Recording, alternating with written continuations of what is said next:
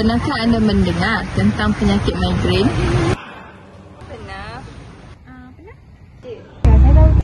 In your opinion, what is your thought about migraine? My grandma have the migraine, and she always feels so painful and stress her very a lot. Migraine ni sakit kepala yang melampau, yang dia akan sakit kat mata, sakit kat belakang. Sakit kepala lah, sakit kepala yang berpanjangan, yang sakit yang boleh membuatkan seseorang tu tertekan. Apa yang menyebabkan migraine?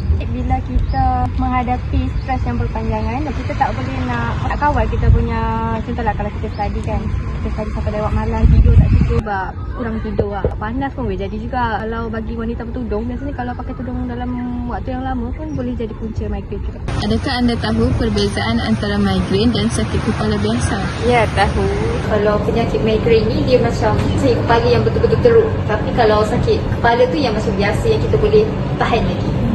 Kalau sakit kepala ni macam biasa je, tak sakit migraine. Migraine ni lagi sakit yang kadang tu boleh buat loya, muntah. Sakit kepala tu dia macam biasa je sakit kepala biasa. Kalau migrain tu apa yang saya faham pada seluruhan nama sampai belakang sakit dia. Apakah nasihat anda kepada orang lain yang mengalami migraine? Sekiranya migraine awak tu sangat teruk, saya nasihatkan untuk pergilah berjumpa dengan pakar ataupun doktor untuk dapatkan rawatan yang lebih lanjut. Sama berjuang untuk sembuh. Lepas tu cuba sampai baik untuk pastikan kita sembuh.